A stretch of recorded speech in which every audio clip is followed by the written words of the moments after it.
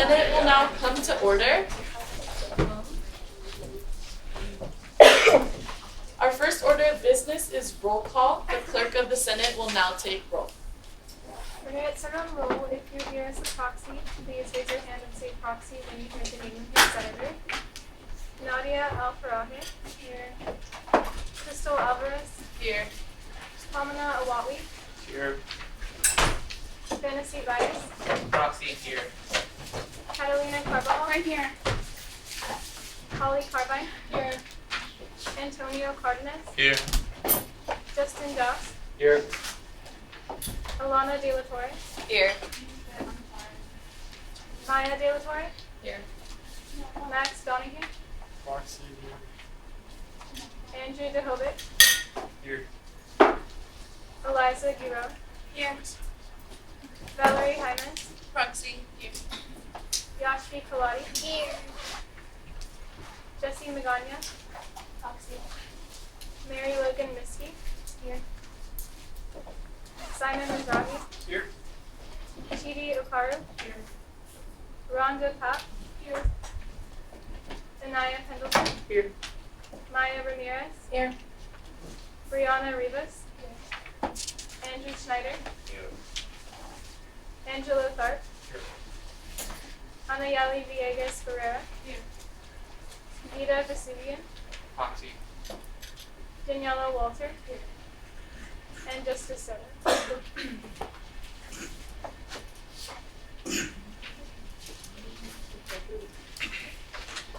Let the record reflect that quorum is met.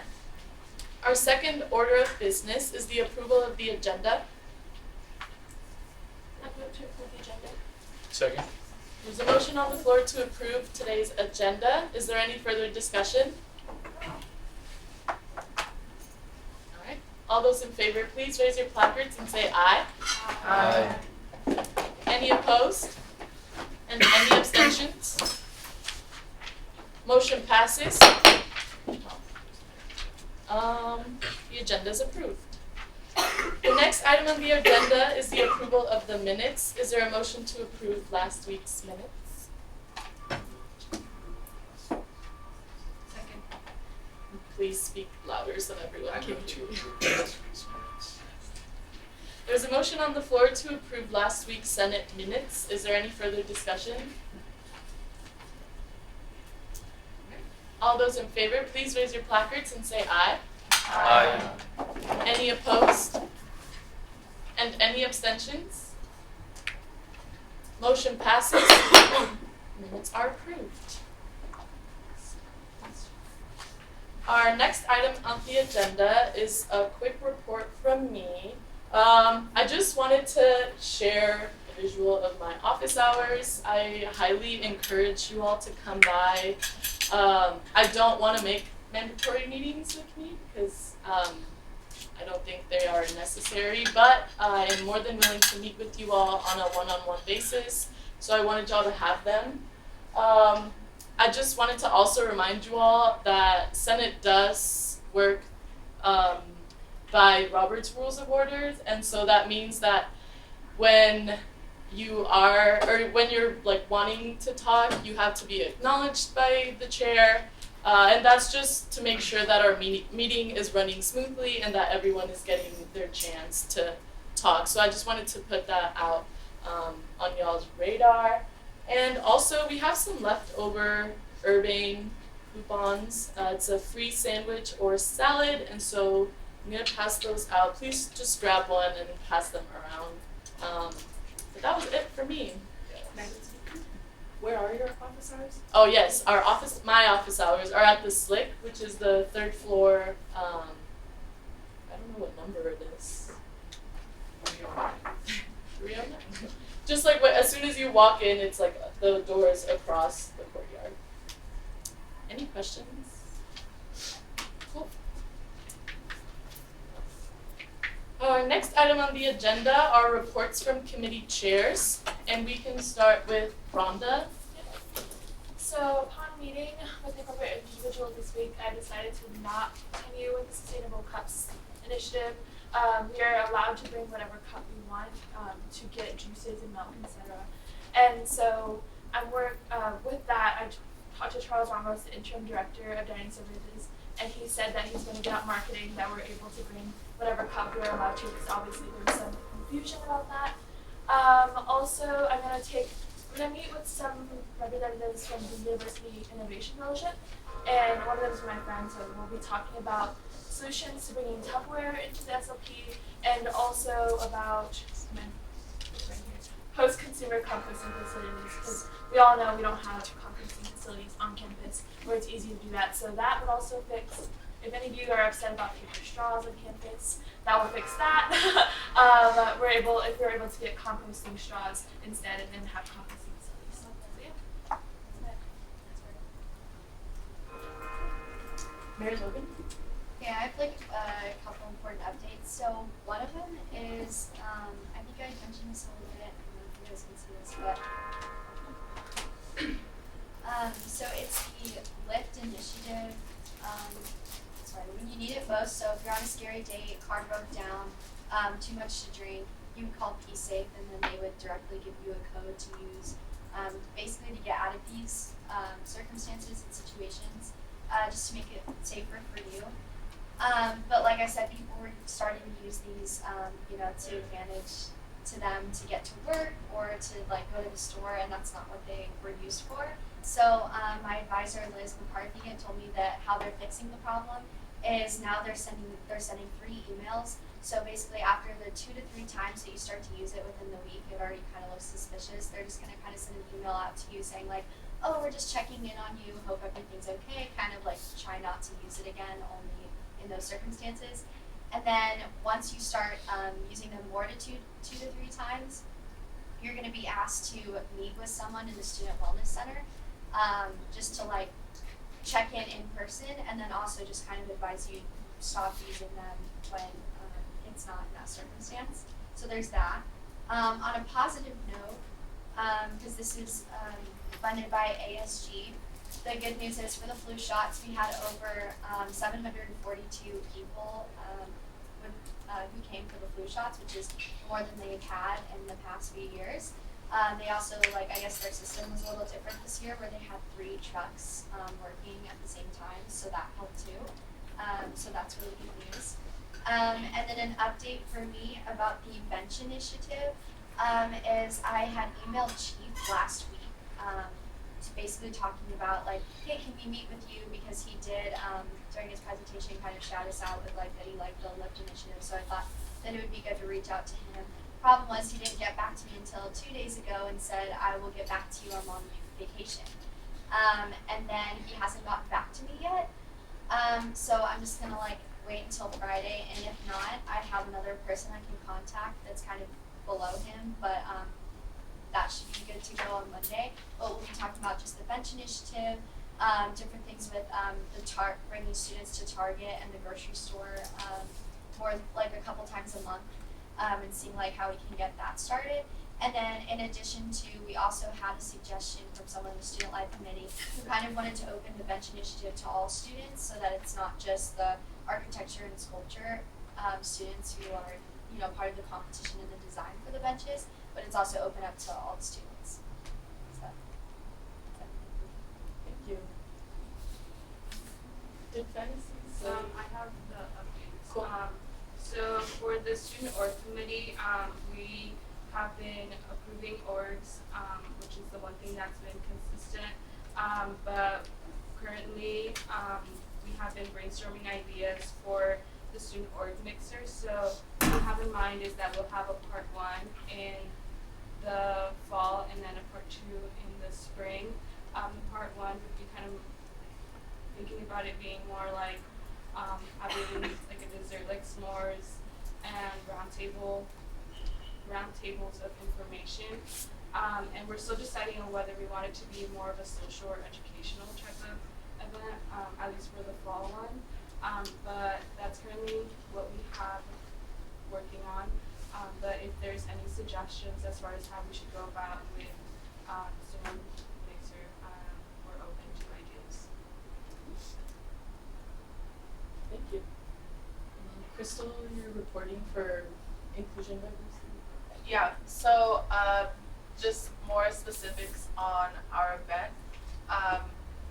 Jesse had mentioned that we want to send out a survey to students to tap into like retention rate, food insecurity, as well as like a separate survey for transfer students, just to kind of gauge how their experience at USD is going, if it's what they expected and how we can improve, what resources they need. And so the survey should be done by the end of this week. And then our tabling event, because we are anticipating students not really responding to like an email survey, and so to combat that, we're going to have a tabling event on November 5th during dead hours to be there in person, ask students to take this survey, and we're in the process of getting like an incentive so that students will take the survey. That is still in the works. I'm waiting to hear back from Charity, but hopefully we can get that in order and have a good student response. Thank you. Maya? So with the LIFT initiative that the Student Life Committee is working on, we're gonna hold off until the Finance Committee meeting on next Tuesday, I believe, so that we can gauge the budget and how much we could pull from ASG's budget and maybe even execs overall, but and we're also waiting for Chief Miyashiro to get back to Mary Logan, so we're looking out with it. Thank you. Daniela? So our main update is that our applications for academic grants are now available. So they are available until November 14th at 5 p.m. And then you can just find that on the AS Academic online page. And then we're going to be sending out emails so you guys can find that link. To tell your friends to apply if they're looking for funding for any other research projects or proposals that they are going on. And so we've been working on advertising and promoting it through various social media platforms. So we'll have emails being sent out and flyers, so you can look out for that, as long as working with Danny, we're going to be promoting it on our social media websites. So you can look out for that. Thank you. Drew? I don't have an update today. Thank you. Next item on the agenda are reports from ASG Executive Board, and we can start with Marion. Hi everyone. So I just have two quick updates. The first one is about the judicial branch. Exec as well as the advisors have looked over the form to get it all set up and everything. That's going to start hopefully next week. I will be emailing out the form, so be on the lookout. You'll probably get the email as well because I'm sending it out to the entire student body. And I'll keep you all updated on what's going on with that and the process. Our goal is to be able to get the bylaws and all that started for judicial branch and have them actually start as an active member of ASG next semester. So I'll keep you all updated. The other thing I wanted to talk to you all about, just because I don't think maybe I did the best job at explaining the importance of it, is Slack. I've definitely heard feedback from you all that maybe we should have gone to you all to ask if that was something that you all wanted to do. And so that's my bad. I'm sorry for not doing that. I did want to explain in the past, Slack was used. It's like a really good way to be able to keep everyone connected. And also personally for me, I am very lucky, and the rest of exec as well are very lucky that we get to be in meetings with administration, and they always ask us what ASG is up to. And I don't just want to talk about what myself or exec is up to. I want to be able to tell them what's going on with Senate. And it's really hard to do that when we only meet once a week, and when sometimes updates happen in the middle of those meetings and I don't get to know about it.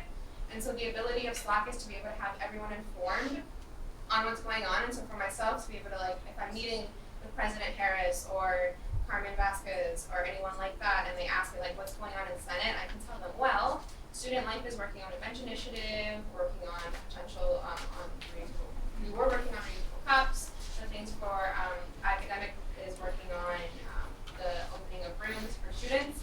But I can't do that because I can't remember everything all the time, and I try to take notes as well. But being able to have that, just to be able to review it before I go into those meetings, is really helpful. It's also really helpful for you all once you're in those meetings as well. They will happen to be able to like stay up to date with what everyone else is doing. So I know it can be a little tedious because it's a separate app, but I also really want to try and build transparency between all of ASG. That's why TPB, our exec chair for TPB, as well as the 3 vice chairs are on it in the general, just so that way they are also informed of what's going on, because they unfortunately can't always be at these meetings as well. So I did want to explain that a little more. I think I didn't do the best job of like letting you know why we were using Slack and the importance of it, but I hope that clears some things up. If you still have any questions or concerns, or like really feel like you need to let me know something about it that bothers you, please feel free to reach out to me. I try to stay about 10 minutes after these meetings, or reach out to me during my office hours. They happen every morning except for Wednesday. It's from 10 until about 1 or 2. So please just reach out. Sorry, Jenny, before we start with you, would you mind coming up to the podium and using our mic so everyone can hear?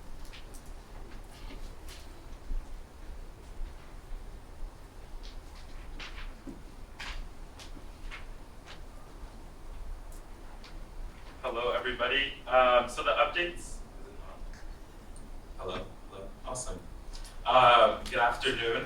One of the first updates is just remember that the Senate minutes and agenda are posted weekly onto the website, just so you're all aware. Some good news, polos are in, so please come to me after Senate so I can give you your polo. Another thing is that we're not going to be doing the Instagram Live anymore. Let me explain why.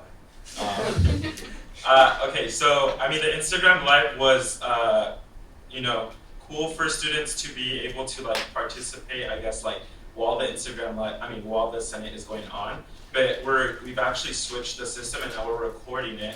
We're using these 2 mics so it can pick up sound a lot better, and also just to be more efficient. These video recordings will be posted on the website the latest Monday after each Senate.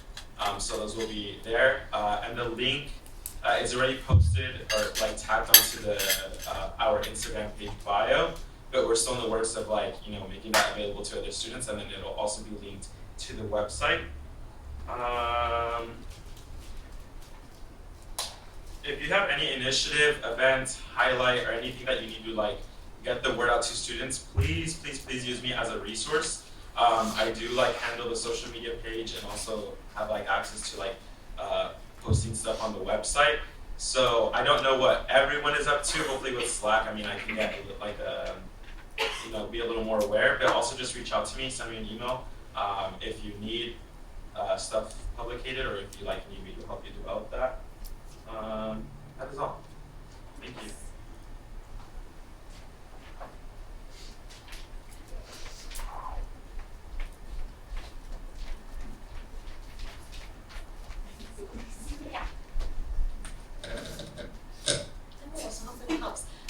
Hi all, I just wanted to say thank you all to everyone who helped out yesterday with our event. It went really well. I didn't get to see it today, but I saw it happening out there and it looked really great, so I was very happy with that. I just wanted to remind you that tonight is the Women Peacemaker event in the KIPJ at 6 o'clock, so if you would like to go to that, I highly encourage you to go to that. And then on Sunday, TDB is doing the SD Spotlight featuring Hillcrest Farmers Market. Outside of the SLP at 10 a.m. we'll be giving out lift codes so you can get a lift to the farmers market in addition to $10 of market bucks, which is effectively like a coupon for it. So if you want to buy something at the market, say it's $15, you can use your coupon and then you'll only have to pay $5 out of pocket. So we'll be doing that as well. So if you know people that love to go to the Hillcrest Farmers Market, please let them know. And thank you guys. So yeah.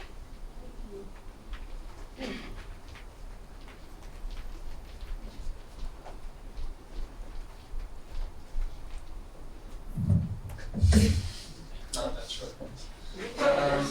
So main update is finance committee is going to be meeting on Tuesday night. For those of you that will get invites, the agenda will be sent out at latest tonight about 5 o'clock. Other than that, I'm just going to let you guys know about a petition that's been started to bring back the Wall Street Journal that technically has never left. But a couple students have started a petition that they want to bring back the Wall Street Journal specifically. They've reached out to professors and such, so we've been in contact with the students. We invited them to come to Senate. Unfortunately, they weren't able to come because of other commitments. but we are in contact with them and still working out the kinks for that along with the college leadership program. That's it for me for now.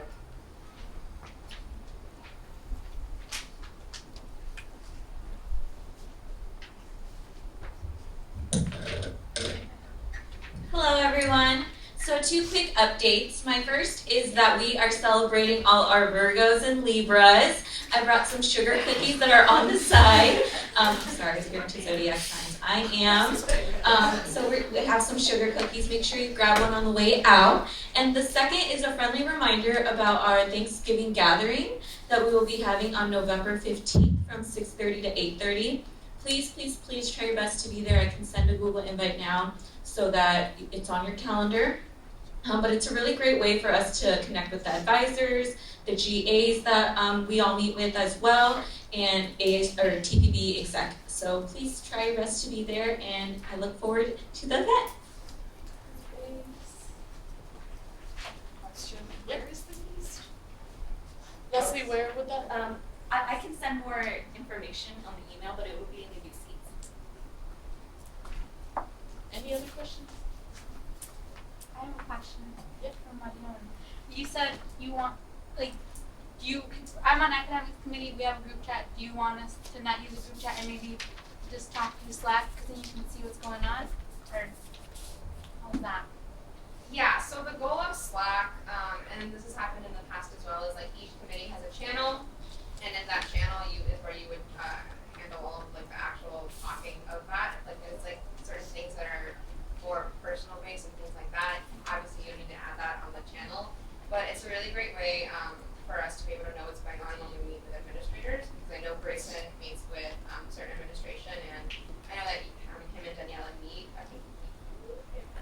But it's also like if I know I have a meeting with Dr. Ivanic, who's the chair of the faculty senate and things like that. So since I don't meet weekly, I don't know what's going on essentially all the time. So it's a great way for me to be able to know, to be able to spread. I had a question for George. I was just wondering how many names are currently on the petition. So we don't have access to the petition yet. We haven't been sent the petition, but we've been informed by a couple faculty members and the students themselves that there is a petition going around. They're specifically advocating for the Wall Street Journal. The college leadership program is the Wall Street Journal and the New York Times. So that's all we know as of now. I reached out to them. They haven't responded to me. The faculty members have. I'm in the works to scheduling a meeting with the faculty members. But this is student started, so I wanted to talk with the students themselves. Thank you. Two questions for David. Yeah. The videos that are going on now, those will have closed captions, right? Closed captions? So thank you for bringing that up. I haven't really thought about it, but I can look into that. Yeah. The old lives also have access to that. The old slides are already posted on the YouTube account that stores them, so those are already posted up. I know there's been difficulty with the audio for the second half of those. We're trying to figure out if we can, go back and edit that. But yeah. Angela? So I was just kind of, to Maya's question, confused, but we don't know about, it's like a theoretical petition, No, the petition has started. but no one's seen it, like it could be. We have not seen it. Like, I'm not the administrator of the petition, so I can't see how many people have signed it.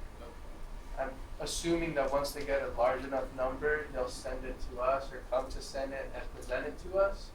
So that's my assumption. I've reached out to them, trying to mitigate the petition and see if we can meet on the ground. I have a question for Crystal. Do you know where we could find the link for the diversity and inclusion survey? The one I was talking about? Yeah. It hasn't, there's no link for it yet. We're finalizing the survey by the end of this week. This past meeting, we wanted to make sure we phrased the questions exactly how we wanted them to sound, as well as add any final questions.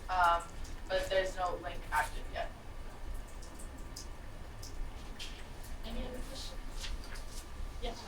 I do have a question, Marion. Just to clarify, I know you've kind of explained a lot about the Slack app, but is there an expectation to like kind of post or put in there like on a weekly basis what our updates for our meeting was or our committee meeting was? Is that the expectation? That's really good. That's a really good question. In a sense, yes. Ideally, it's like communication in terms of like I remember last year as when I was senator for ID and committee, we were planning the event, and so we were talking about it in our group meet. And so just having that information and knowing, oh, they're planning this, they're working on this, is just enough. Like I don't expect like weekly updates from someone to be like type in the Slack and be like, this is what we're doing. But like if the communication is happening there outside of the meetings, it's really nice because then like I can look at it and be like, oh, they talked about this, they were planning on doing this week, and things like that. Is that more clear? Anything else? So, the next item on the agenda is new business. Our presenter on the Camino Founders renovation plan is not quite here. If he does show up, we'll get started with that, but we can go ahead and move on to reviewing the bylaws. And Marion is going to be helping out with the bylaw reviews.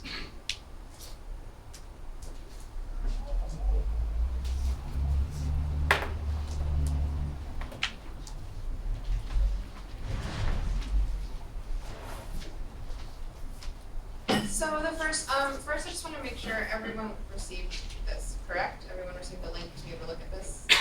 Perfect, okay. So the first one that we're going to be going over is the budget committee bylaws. These are as I mentioned in the email, these bylaws pertain to ASGBC, which is essentially the committee that decides what funding is given to student boards. As I'm sure a lot of you saw, I made a lot of comments. What I did is I compiled the comments that exec members had made on these bylaws into one doc. So what we can do is either go through it article by article or go through any points at first and then reach any points that maybe are a little bit confusing and clarifying, or we can hit those points that maybe certain senators want to talk about first and then go through it. Up to you all.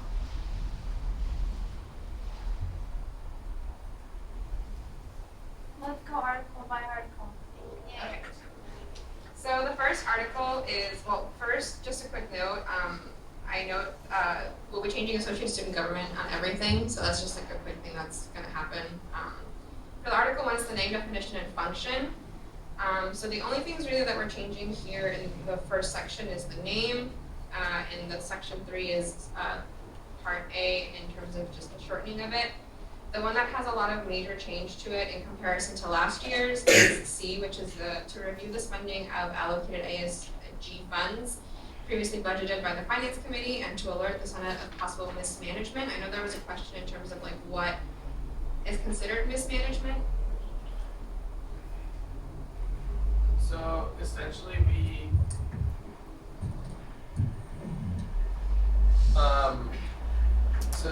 we wanted a mismanagement. We don't have a very our own definition of it.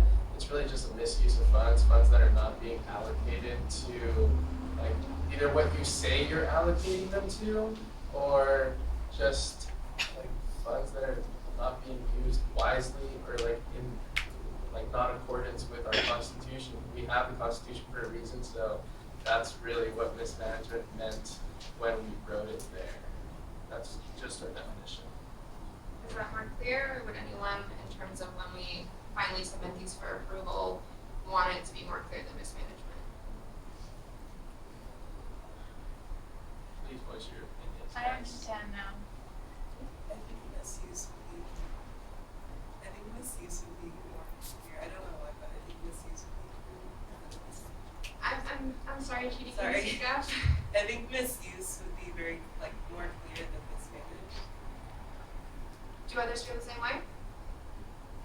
Yeah, sorry, I can hear you now. Like misuse instead of mismanaged. So Chidi's is recommending that we use misuse instead of mismanagement of funds. Is that something others feel would be more clear? Yes. Yes. Yeah. think that if it's regarding how the money's being spent, I think misuse is important. Just to be clear, because it's more about who's managing it, but they're directed to.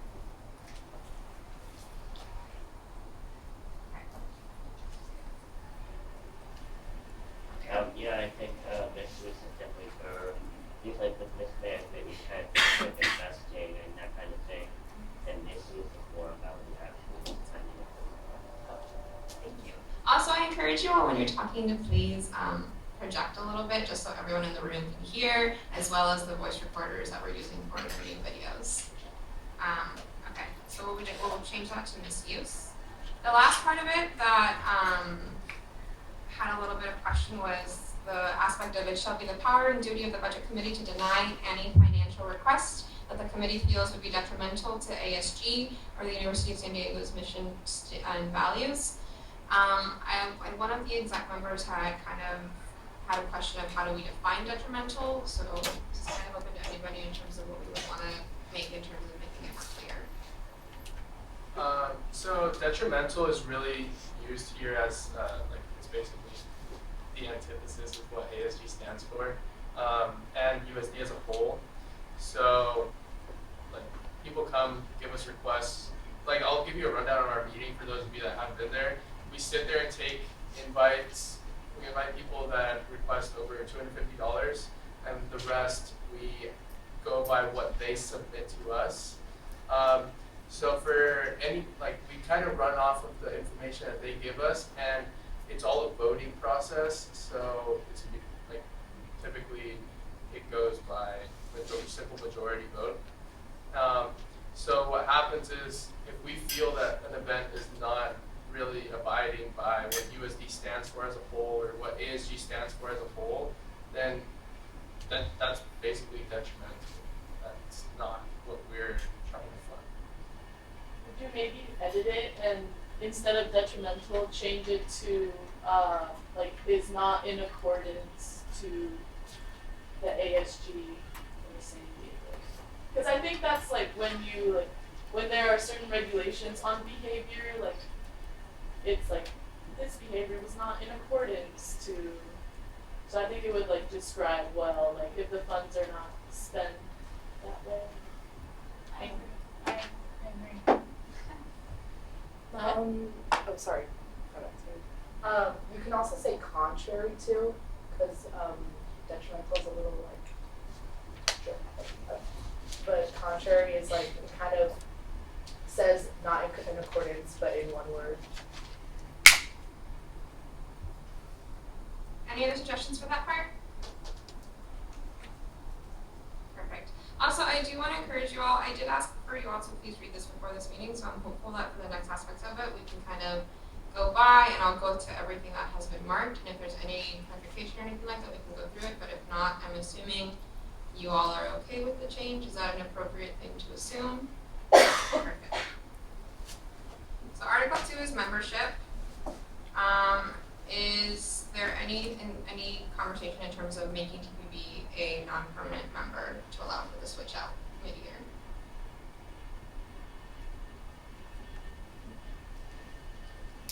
Going. Section 2, the only major change we had was the changing of Valley A or B. And then, again, this is a pretty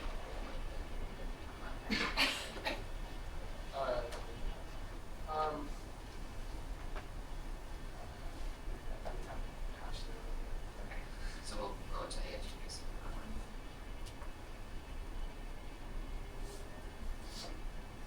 So, Anaya asked about the proxy rule and things like that. George answered, is there any more clarification you all need in terms of proxy maximums and things like that before being removed off of ASGBC?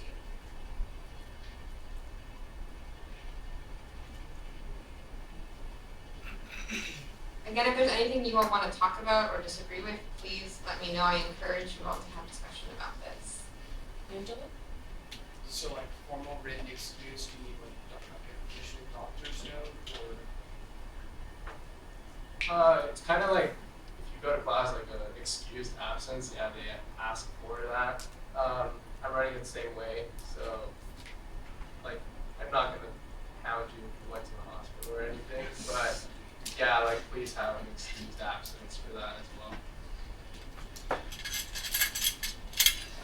3 is the administrative officers of the committee and their responsibilities.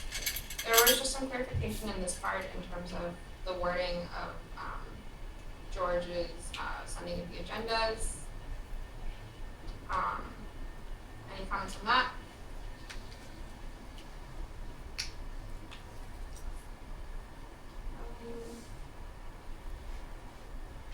So I know there were some questions in terms of the clarification of the 6 categories.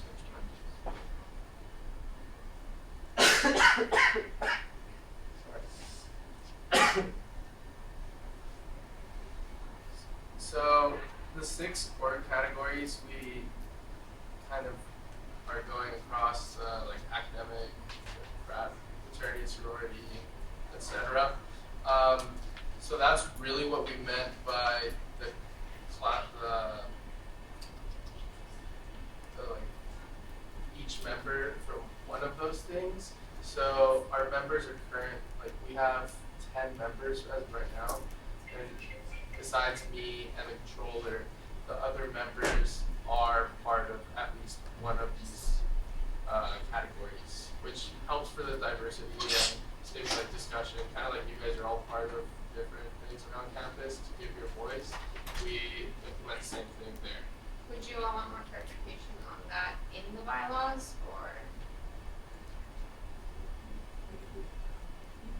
Are they the ones listed in Article 2, Section 1A, with the 6 is there multiple of them? So probably just like insert, like, as mentioned, or as laid out in Article 2, Section 1A. So Article 2, Section 1A, I believe, is the members of ASGBC who sit in on it. So if you want, we can definitely copy this in terms of the classification of the student works for the second part. Anything else?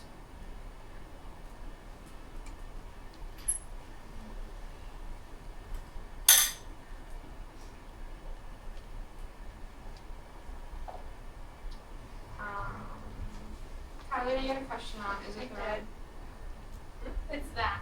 Yeah.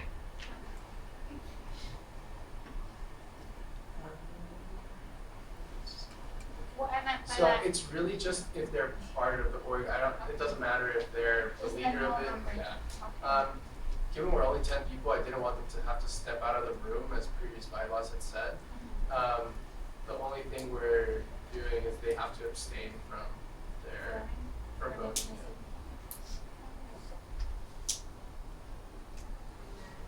The listserv,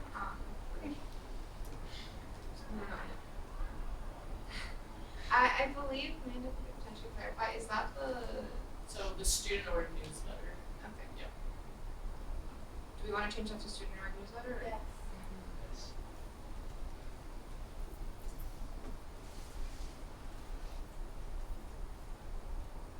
I apologize for my bad spelling today.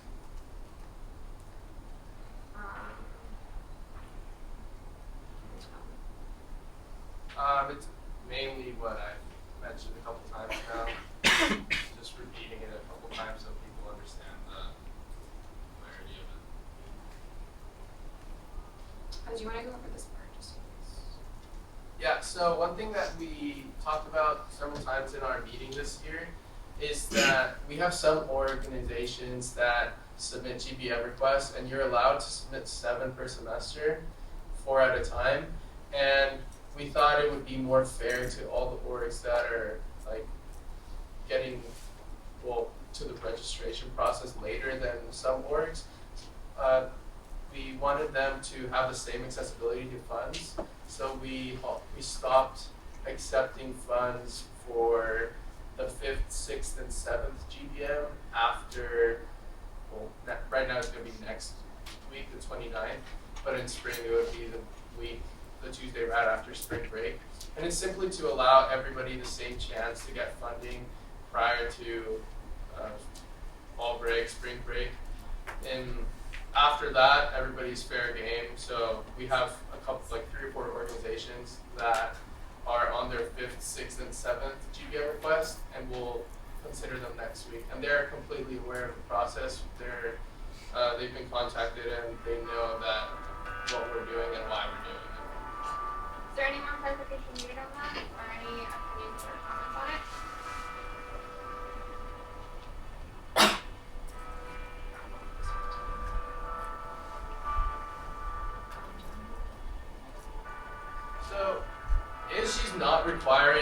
logo on advertising simply because there is a marketing budget, and we understand that by having the logo put on their marketing items, it's an additional cost to them, and in reality what they're trying to go for is promote their group, organization, not ASG. So we removed that requirement. However,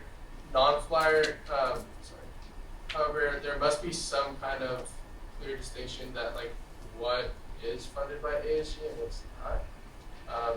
Simply because like there are some organizations that get external funding, and there are organizations that do ask ASG for funding, and we don't want to be mixed up with like bad marketing there for like if they get caught like doing something that we would not have let them do, then that's really all it is. And then this qualifies for anything that's non-flyer related. So if it is a flyer, we are still requiring that they at least mention like in collaboration with ASG or at the ASG logo. This is for non-flyers like T-shirts, wristbands, things like that. Yes. Would non-flyer marketing also include like Instagram posts, or would that need to be with the ASG logo need to be included in that as well? So it's really just things that they require funding for. Okay. So Instagram posts, I don't think they're gonna require funding. Okay. For that. Yeah, that would still have a logo on it.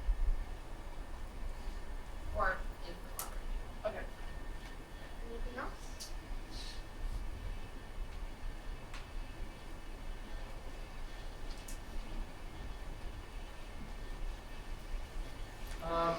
So one thing we have done, just ASGC has done over years recently, is they don't invite organizations that request under $250 to come present, simply because sometimes they request like $15 or $20, and they can capture that very well in their description. It's really organizations that request more than $250. They typically request like upwards of $900 or so. So then we do ask them to come in and give a presentation for what their money is going to be going to. We have started asking them to bring a budget breakdown so that when they step out of the room for a decision, we have numbers to look at as opposed to just what they spoke. That's really just why we differentiate between greater than $250 and less than $250. Any clarification or thoughts on that?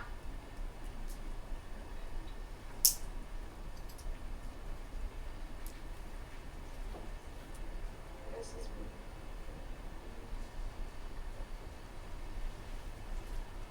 yeah, so we'll be changing this in terms of the new constitution, so parliamentary 101 will be a part of this, and clerk of Senate will be, along with, yeah, for these two though, I did want to ask if there was anyone else you all thought, rather than the clerk of the Senate, or if you all thought that would be fine and appropriate for this, or if we could also, another option, since we will be having a parliamentarian next semester as part of the judicial branch, this could also extend their jobs along with someone from Senate to ensure we have two different bodies, two different branches looking over this. It's up to you all what you all think would be best, since this would technically be under review by Senate. Does that make sense?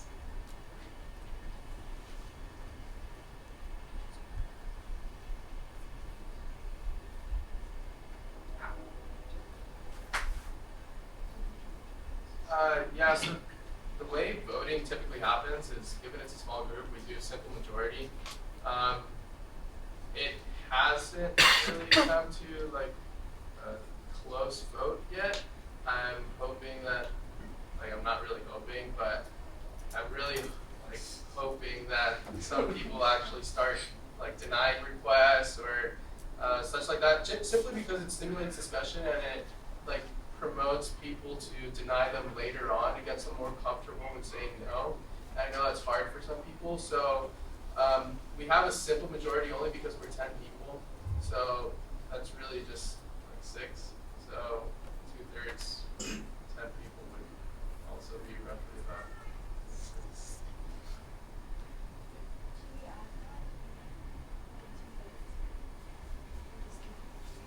Well, because the majority, a simple majority and 2/3 majority in ASGBC because it's only 10 people. It's about 6 people.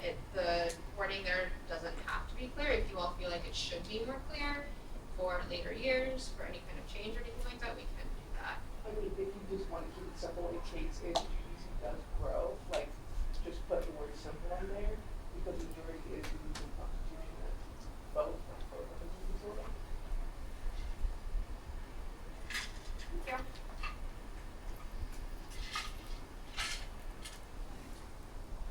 I have a question. I didn't realize you passed through it, but in the part where it talks about, can we go back or are we doing that at the end? No, we can. Oh, okay. So the part where it talks about like special events are allocated only like a certain percentage of the overall budget. I don't know. That was like before what you were talking about. It wasn't very far up.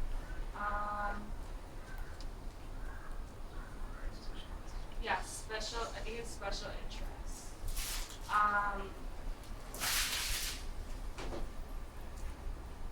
Where it talks about how ASG will only fund partially. We won't ever fully fund these, but we'll partially fund these events. Is that what you're talking about? Is it a thingy? Doesn't it say like 40% or something? Yeah, It's something lower. about a percentage. Plus the 40% of the total budget allocation for the finance committee will be awarded to events and not open to all members on campus. Is that what you're referring to? Yeah. Okay. Yeah, it was that. So, let's say like an org is planning an event. How will they know whether that 40% is like no longer available? So, I don't know if that makes sense. So it's 40% of the overall budget, right? Is that what it is? Can you explain the percentage? So the 40% is of the total budget committee allocation. So each committee's allocated funds, and we're allocated funds for like student organizations. And this really just talks to organizations that are not open to all members on campus. And the controller does track who gets what money and how much of it is spent and just the percentage breakdown of where it's gone. We do ask in the funding request whether it's open to all people on campus or if it's a closed event. So that is how we really narrow it down, whether it's 40% or not. Does that answer your question?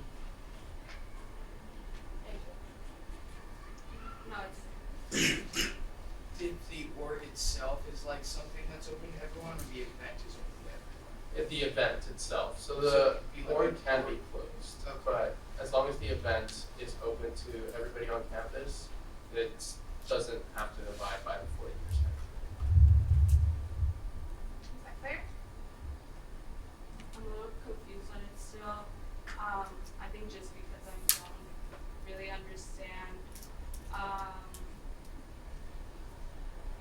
So would it help clarify if we told you like an example of it? Yeah, can you give an example? Yeah, so this past week actually, we had one organization that came forward and proposed the funding for an event that was only for its organization. It was about 40 to 50 people. We also had an event that was open to campus, which was about 300 people. So the event for 300 people would not need to abide by the 40% simply because it's open to everybody on campus. Whereas the event that's closed to only the members of the organization, it would have to abide by 40%. And that's simply because the student activity fee is for all students. It's not meant for just a closed section of students. So we really want to get the largest reach with our funds, and that's why we cap it at 40%. Yeah. We're almost done with these bylaws, I believe, unless there's any other questions on some parts that we've gone over.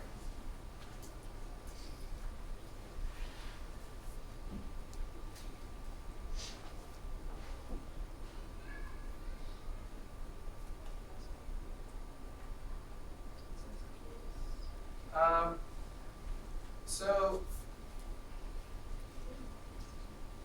exceptions, like on the case by case, I know orgs are required to submit 2 weeks before, but it's on a case by case. It's really if it's like the event like had to change last minute or something like that, where it's no longer 2 weeks. They have to change their like extenuating circumstances, or I mean, this is not really within this, but we've treated it like this, where an org has submitted a request at the beginning of the semester and they're still in the organization registration process, and their event is now a week away and they barely turned into a registered acceptable org. That falls into this. We won't scrap their request or make them submit a new one. Rather, we'll just accept their request because they've already been in the process for so long. So we don't want to have to like make them go through another process, and it's just easier on our end, and it's probably easier on their end as well. So would you all feel as if we need to clarify the exceptions and or who determines them, or does that make it more clear as to what's going on with that? I feel like clarifying it would be good just for some things in the future.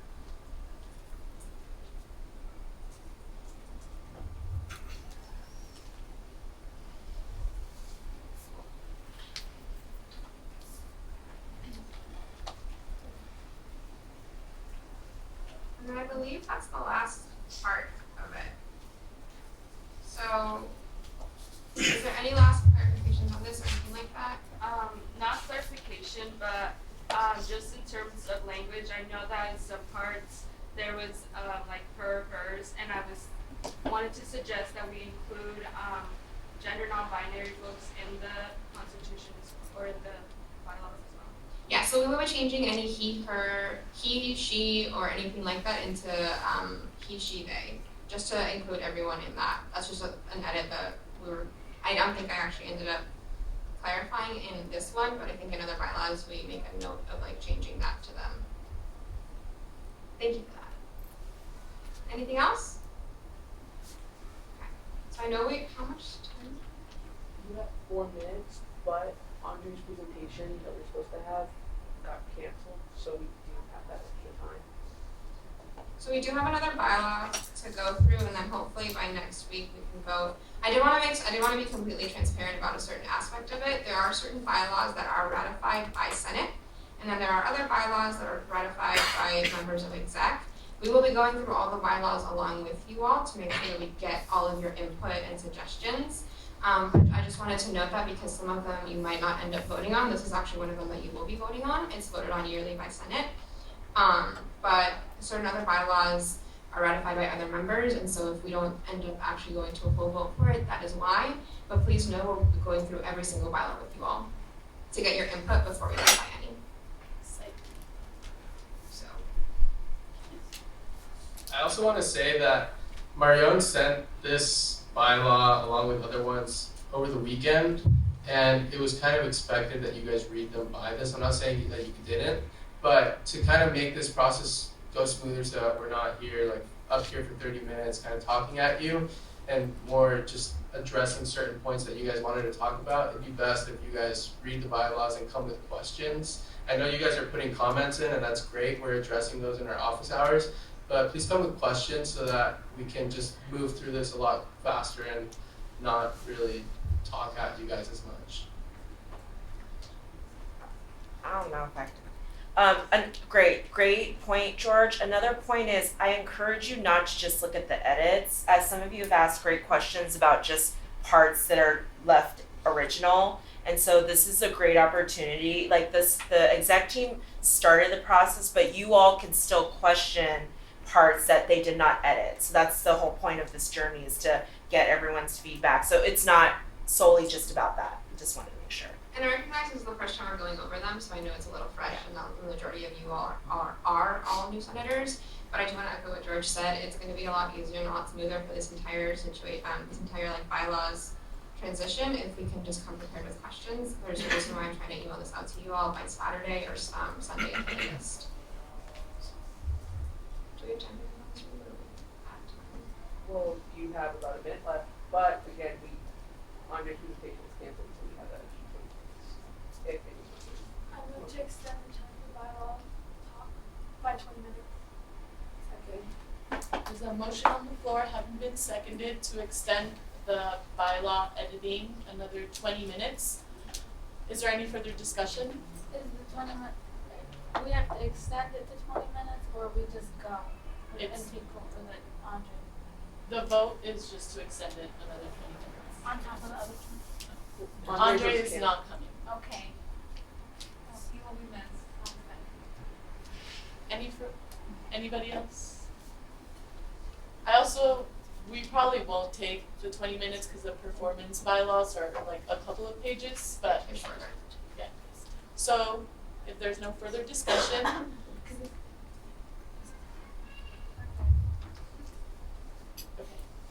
all those in favor, please raise your placards and say aye. Aye. Any opposed? And any abstentions? Motion passes.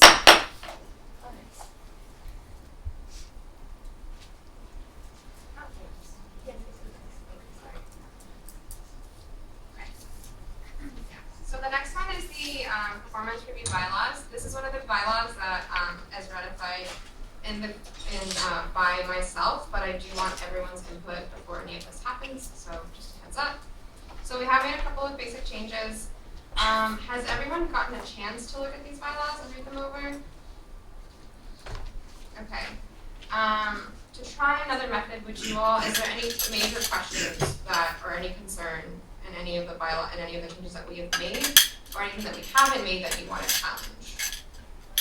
I don't know about challenge. I just don't. So what would be like reason to censure a senator or somebody getting censured for? So the description for censure, I believe, is if they, let me find it. Well, yeah, the extreme displeasure, the like, you know, like, I mean, you can be extremely displeasured with someone for like spending a lot of money. I don't know, you know what I'm saying? Like, I feel like it'd be a little better if we could clarify or something. Yeah. Is there any suggestions? Yeah. I don't know, maybe like something like hate speech or like something like I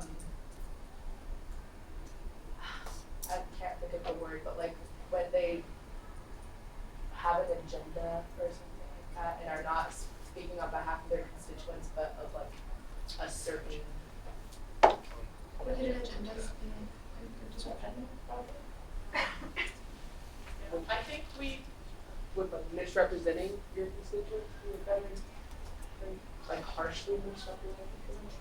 Yeah, because the hate speech, I don't think we can put that in because it's like we get into matters of like free speech. Yeah, so I think definitely like if something again like is not in accordance with our school's mission statement, like maybe that would be something more, like that. like yeah, because it gives a direct example.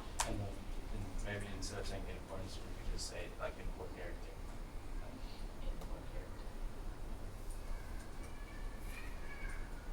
That's like going to something that I noticed how like we would vote that person off. Could there be in some sorts like a trial for that person to defend themselves if they really think they're being accurately misconstrued by someone? So, quick clarification, are we talking about censures or are we talking about removal? Because those are two very different processes. A censure is when a person gets a letter saying that they've been censured and they're on review for that entire semester. Is the removal is where you all would vote, or we would vote to remove that person. I was honestly thinking of both, maybe we could just like clarify for each type of or if that's everything. So for those of you like didn't hear, Mary Logan is pointing to like I think you're thinking about like removal or like like recalling someone's position. And she's suggesting if there are any type of like trials instead of there being like a process of voting.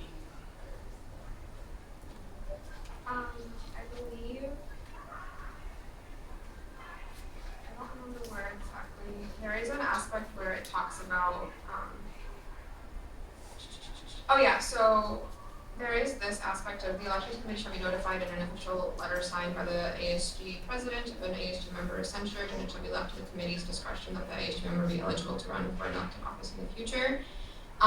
We could add something about there being a trial in that, or like a meeting in that space for that if you all feel that's necessary.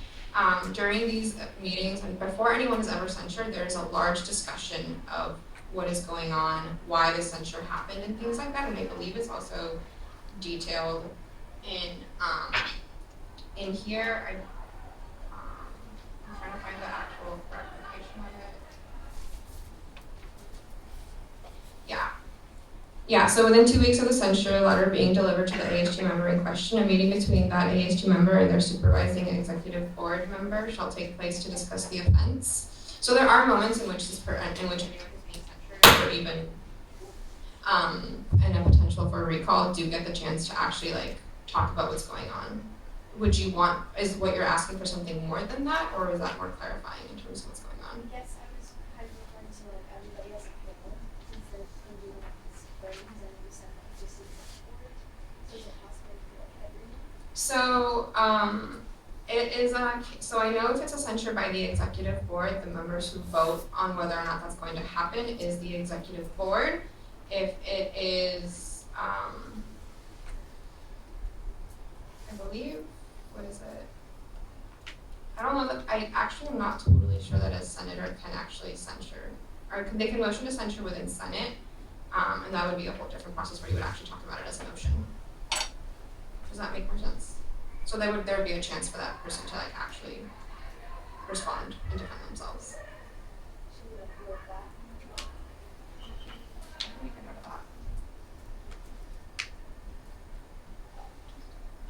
Could you just project a little louder? I can't really hear the questions.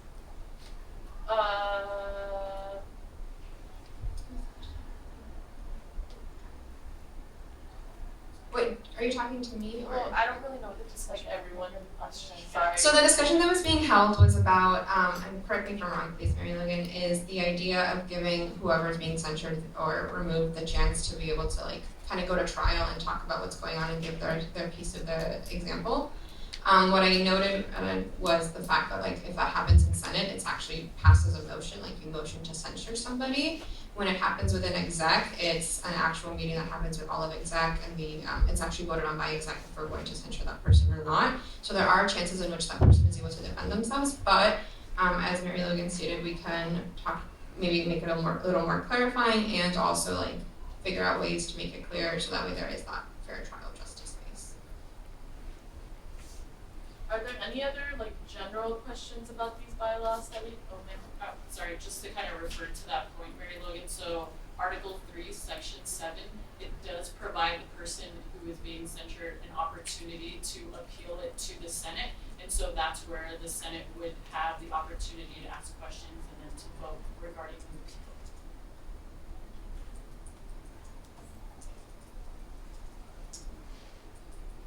Anything else in terms of major questions that you all had?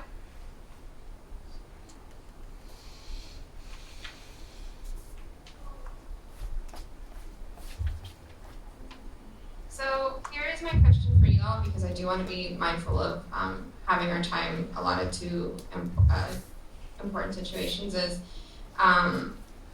would you all want me to go step by step on everything I've highlighted? Please note that if I do that though, and there's something that isn't highlighted, you either have to speak up or will have to have had comments ready for those sections. The other option is for this to be the end of this discussion if there's no like major disagreements with anything that we've edited. So it is up to you all as to what you want to do. I'm really giving you all this time to be able to give myself and the rest of the exec team feedback on this, because we will be ratifying this soon. Does anyone have any other questions about this? Is it possible for us to meet during our office hours to like talk about this? Yeah, you're more than welcome to this next week to stop by to my office hours. I'm usually always in my office. I'm trying to be in the cubicle a little more. My office hours are Monday, Tuesday, Wednesday, and Friday from 10:15 till about 1:15, sometimes a little later. I have to walk my dog, so I do have to leave at some point. But you're more than welcome to stop by. If I'm in a meeting, my door will be closed. Otherwise, it's always open for you all to reach out to me. My office number is 307B. It's right across from Emily and Madeline's office. But yeah. Yeah, and you can also, sorry, Leslie, email anyone. Really, what we wanted this to be was a discussion. But yeah, any other comments, questions, concerns, you can all like utilize us as like resources to either further understand, or like if you wanted to make your own comments on there and do it on your own time, like that's also fine. However, like we didn't want to, just like make these like bring them to you all so you can vote on it without having like a group discussion or the time to discuss anything. So yeah, you all are more than welcome to come and talk about this individually. To any of us, any of us. What is the deadline for the ratification of these bylaws? So the performance review bylaws are actually, if I scroll all the way down, just what do you call it? I believe this one is voted on by myself, is ratified by myself. So ideally, I'd like to get this done by the end of this month, but I can extend it to the first week of November to give you all time to come to me with any questions. Leslie, did you have something? Yeah, earlier on in the semester, I sent out our office hours. I can resend that in the same email that I'm going to be sending the Google invite, just so that everyone has it. Also, exec for the most part checks in to their office hours. It's a little log that's located in the TPB ASG cubicle, so you can always see when we're there just by seeing like the time that we stand in.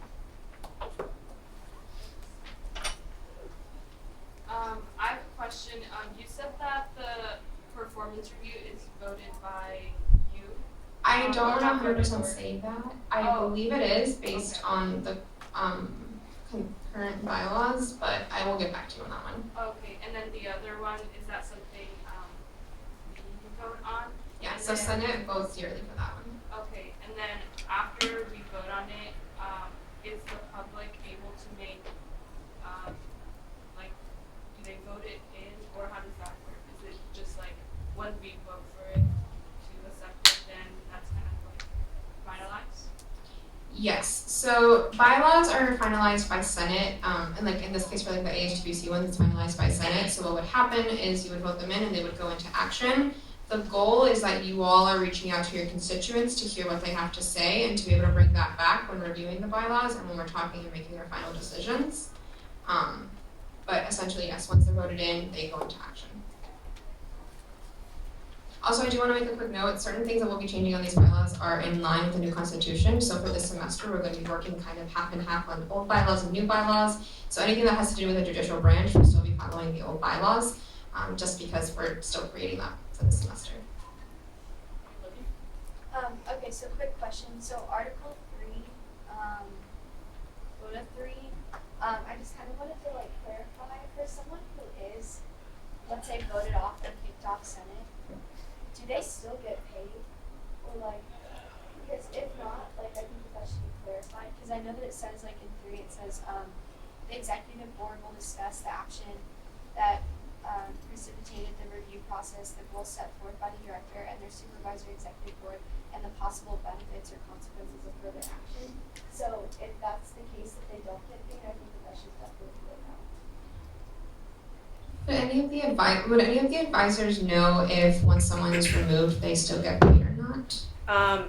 That's a really great question, Mary Logan. Basically, what happens is once they're officially removed, or say someone resigns, we usually work with the financial aid office to prorate. I can't think of a better word, but we compensate them for their work service award up to how much they've been involved. And once they end their term, we end their amount so that we have the amount for someone who comes in to replace them. If that makes sense. Does that make sense? So if they are no longer a member of ASG, they will no longer receive the complete amount that they should be. It's like at the very end, per se. I mean, it really depends at the end. That's a good question, but we work very closely with like the financial aid office to make sure it's done fairly. What section did you say that was? Article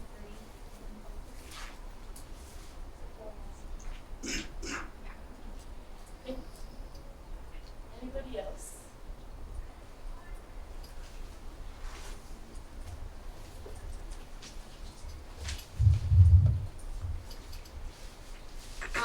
Our goal is for, if you could all please read over any of the changes that we'll be making this weekend. I'll send out the links again for the ASGBC one and the performance review bylaws. And then ideally, we can have these, the ASGBC bylaw voted on to be ratified next week, pending any changes that you all feel is necessary.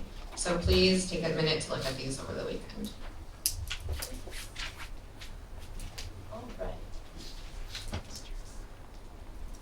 So we'll go ahead and move along to the approval of new and re-registering student organizations.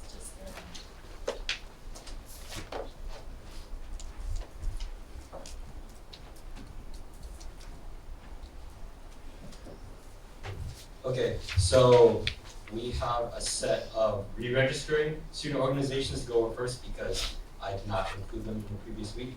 So just for clarification, these are organizations that have already existed on campus, and in order for them to be re-registered, because they have to do that annually, Senate needs to approve of them. So here is a list of all organizations that have existed in the past: Pet Band, Hero Gaming, yada yada.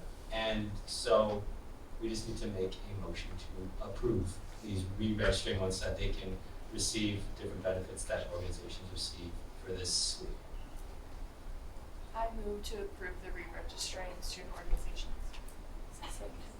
There's a motion on the floor to approve these re-registering student organizations. Is there any further discussion? Chris? Just a question, Sigma Tau Delta, is that like a social Greek org, or is that a Greek org that pertains to like academics? Do you know? I believe it's academics, but it could be wrong. Because there are certain ones that sort of cross over with their titles. Amanda? It's an English Honor Society.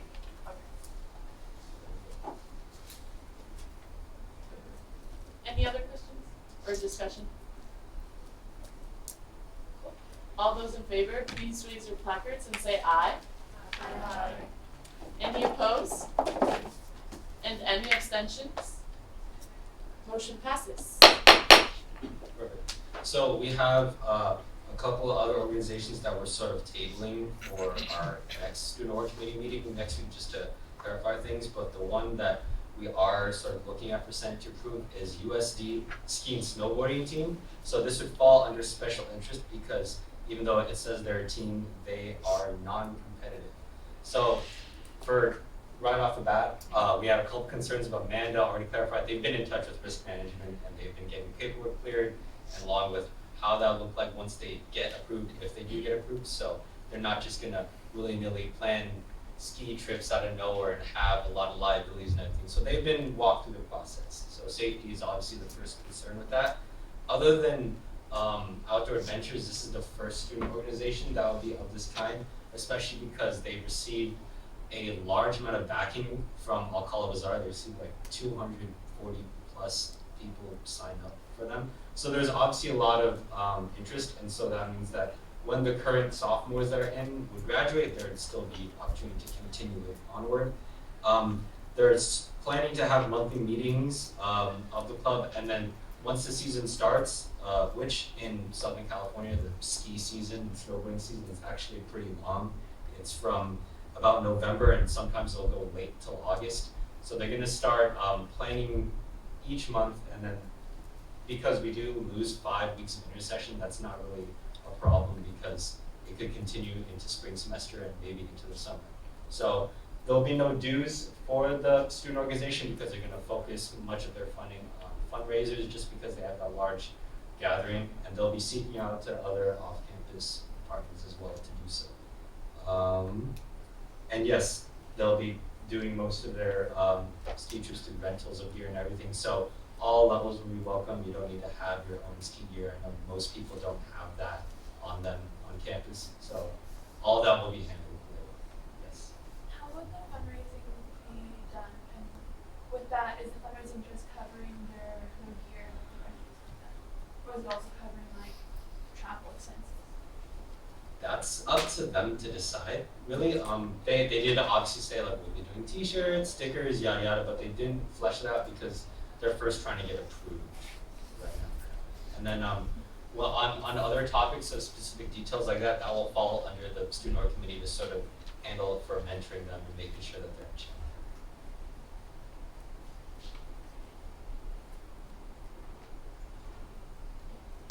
I move to approve the USD ski and snowboarding team.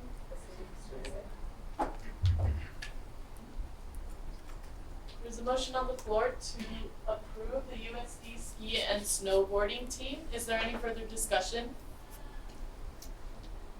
All those in favor, please raise your placards and say aye. Aye. Any opposed? And any abstentions? Motion passes. That is approved. Thank you. All right. Our next item on our agenda is a final business and hearing of the public. At this time, any senator may take from the table any motion previously laid on the table in the meeting the week before or present urgent business. Any member of the public may voice any concerns to the assembly on non-agenda items. Amber? Hi everyone, I just wanted to notify you all about the event that's taking place next week. So the involvement consultants who work on this are planning an outreach event. It's going to be a really fun pumpkin painting event. There's going to be music, cookies, and a chance to interact with the involvement consultants and learn about student organizations and involvement on campus. It's next Tuesday, October 29th from 12 to 1:30, and it's outside the SLP in Libertarian Plaza. So feel free to spread that info to your constituents, and I hope to see some of you there too. Thank you. Chitty? Please, yeah.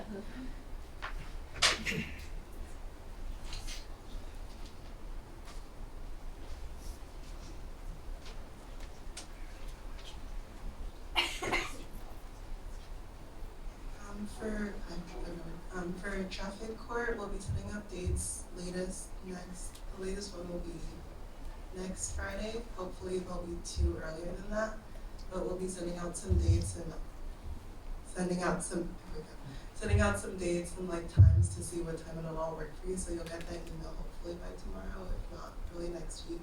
And then we'll have at least 2 to 3 of you sign up for each date for this semester. Thank you.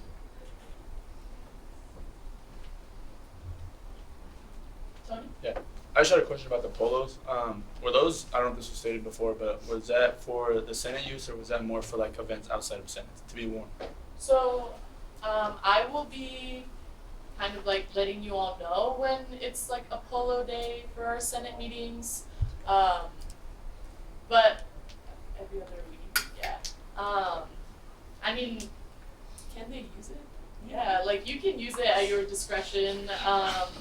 If you want to like represent at events, like that's a great way of doing it. But yeah, other than that, like when you would be mandatory to wear those, like I will let you know. Simon? I just want to inform all of you of an event that's taking place today at 5:30 at Warren Hall. There's going to be a Holocaust survivor speaking. You guys are all invited to come. What was it, sorry? Warren Hall. Warren? It's at the law school. Oh, like the event? What was the event? Oh, there's going to be a Holocaust survivor speaking. Gotcha. Thank you. You want a name tag? I see people name tags written down. Wait, can you speak The name tags. Oh, they're here. They're so here. They're in our office. Okay, I'll head over there. Oh. yeah, yes. Yeah. If you were missing a name tag, you can either come by the slick, because I'm sorry I didn't bring them today, or yeah, you can come by at any time and just tell people that you need your name tag. Danny? Remember, I'm going to be handing out polos after Senate. I'm going to ask you to, like, I have on record what size it is that you asked for, and I will be giving that to you and then ask you to initial that you received it. If you're in a hurry, you don't have to get it like now. Just shoot me an email, then we can figure out a time for you to get it, or you can stop by at the office. So just remember not to run. Yeah. Leslie? While we're on the topic of our polos and our badges, I just really wanted to emphasize the importance of what your actions are and what your words and speech you're using when you're representing ASG. Similarly to our ASG and TPB cubicle, when we're in that space, be very cautious of what you say. You never know who's around you, who they know. USC is a very small campus. When you're discussing different issues, just be cautious that you're representing or ASG in the best way possible. We don't want students to think of us in a negative way, just based on like one little thing that might have slipped in. It might not be a big thing to you, but you don't know everyone else's experience or what they are thinking about that topic as well. Thank you.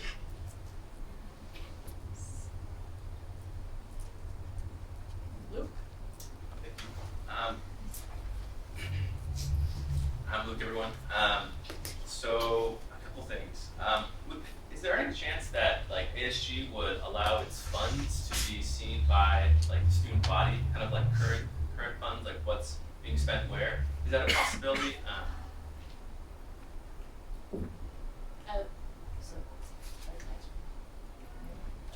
Yeah, so I gave you a general budget of what we had already. That's just about as what you're gonna get for now until we like finance committee's gonna meet next week. We're probably gonna reallocate funds. We'll probably see what things are. Right. After that, I'll make sure to address it in finance committee whether we will release the funds to the public or not. Okay, so that's a decision that the finance committee will make. Okay, and then who's in the finance committee? I just want to make sure like people talk to this question. Are those public or? Okay, cool. Is Awesome. this Thank a you. direct response to the No, committees? we're not, we're just saying that we're the committee. Oh, gotcha. Okay. Yeah. So it's all the committee chairs All three chairs, okay. and executive board members and controller. Or Okay. I'll probably have it. did I miss anyone? And the advisors. And Right. okay. And then second question I had. Can I just do two quick clarification? In terms of budget committee, the people who are on it, you can find on our budget committee bylaws, finance committee bylaws, I apologize, on our website. You have the information there in terms of like who's going to be sitting on the thing, on the committee. Also a quick clarification in terms of why we won't be sending out more details as of right now in terms of budget. It's really hard to be able to look at that spreadsheet and really understand what's going where. If you look at the spreadsheet right now, you would assume I have a lot more in my personal budget than I actually do because we allocate that based on other areas as well. Right. So it's kind of a little hard to want to share that out with students because they could look at it and assume things that aren't clear just based on the spreadsheet. So these are things that we take into consideration when deciding whether or not we want to share that information out to all of the student body. Great. Yeah. And the reason what prompted my question is like federal budgets are like made public within some like reasonable amount of time. So that prompted my question as you are the student like government in this community. And then this earlier today there was an email sent out about like potential hate crimes that occurred on campus. I'm Valley A senator. I don't know what happened, but I have a meeting with the community director. I don't know, the person who's like in charge of the building. I'll get more information on that. I'm not sure what happened, but I saw the email. Yeah. So I'll thank let you know. Yeah, that'd be great. So Okay. and if there is, I guess the question's like kind of threefold, multifold in the sense that any information that you all do have, or as information come to light about the incident, what is like ASG's kind of stance on it, thoughts on it. Those would be questions I'll be asking when things come to light. So.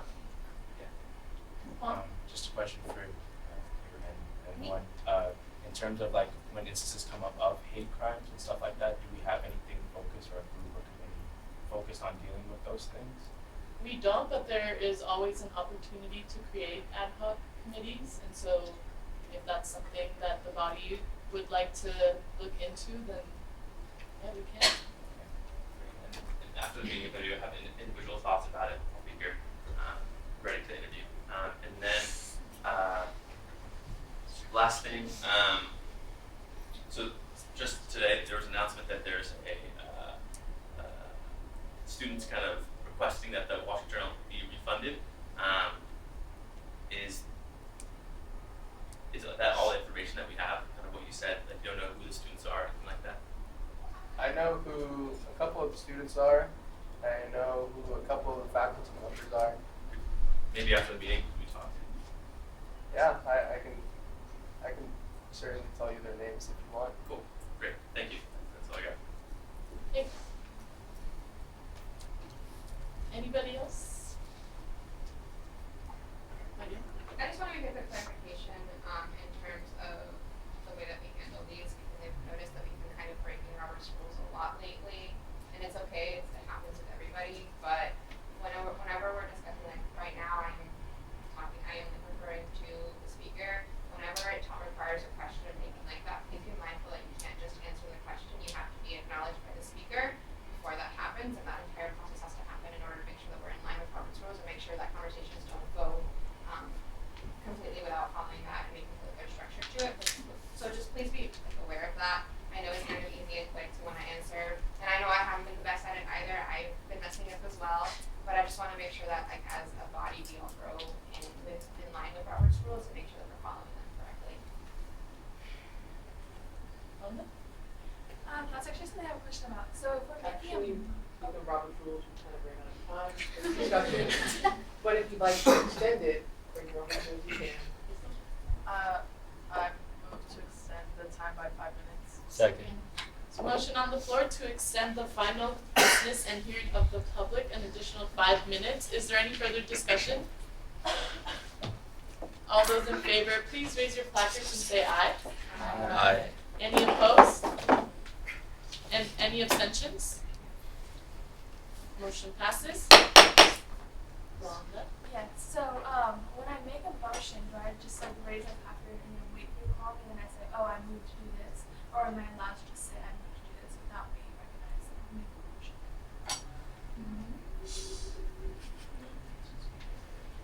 Can you repeat? Yeah, so if I'm making a motion, I say I move to do this, and do I need to be called on to make that motion, or okay? Yeah. So, yes. Technically, like anything before anyone says anything, you have to be acknowledged by the chair. On the drive, I guess it's for everyone, there's like a Robert's Rules folder, and there's like a quick sheet on like what you can interrupt on and what you can't. There's only a few things you can interrupt on, like a point of order you can interrupt, so clarify the rules. And I think there's one other point of privilege that's pretty much the main thing you can interrupt on, but there's a full list, so if you're confused. Maya? Does this include members of the public that they have to address you?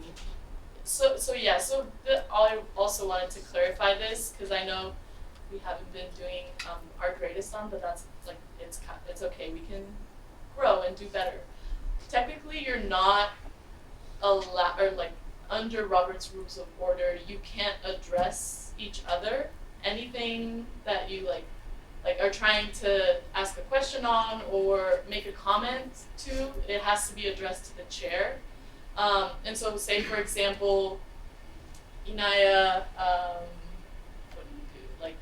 You make a motion to do something and there's like further discussion and Simon wants to ask Inaya something about the motion. Technically, that's not supposed to happen. It's supposed to be speaker about the previous motion, I have a question about this. And so that's how we're trying to move into working. I understand that everyone is relatively new to this, so that's why I've been I've let some things go a little, but I would appreciate it if we kept this in our minds as we move forward and grow.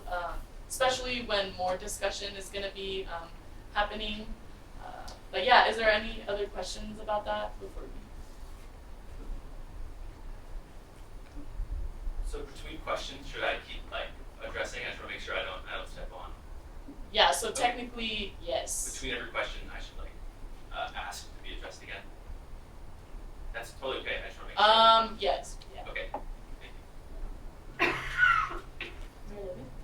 of point of clarification. I just wanted to ask you, like, again, we don't end till 2:30, right? Like, we go by the minutes. I just want to make sure that's clear, because I just felt like there was like this, communication with that in the articles that I read. Just wanted to clarify, it's 5 minutes. We don't end per se by 2:30, so you don't end an hour early. You literally just go by minutes, new schedule. I just wanted to clarify that. Yeah, so the question was, we are not technically required to be here until 2:30, and that's correct. We kind of go by the minutes and the amount of time allocated to it. I realized that before all of you were elected or appointed, we asked for your dead hours to be open, and that's 12 to 2. And so sometimes we will be going until 2, even further than that, but if anything is to go until 2:30, you all, or before that, whenever you need to go, you can go, and our meeting will just end when quorum is not met. But I don't anticipate myself planning a meeting that will go beyond 2:30. But yeah, we're not required to be in this room until 2 or 2:30. Huh? So example, today, I have a midterm at 2:30, and then if the meeting were to go until 2:30, would I be able to leave beforehand? Yes, and that's where you would rise to a point of personal privilege. You can interrupt at any time, basically just saying point of personal privilege, I have a midterm to go to. But yeah. Anything else that we can clarify?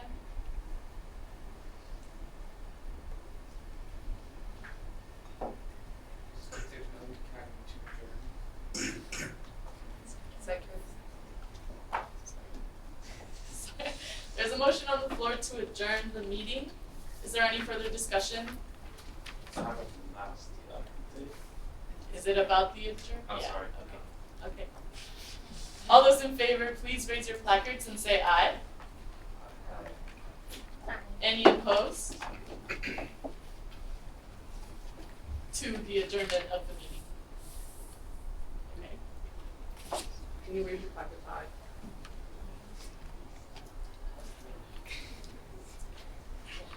And any abstentions?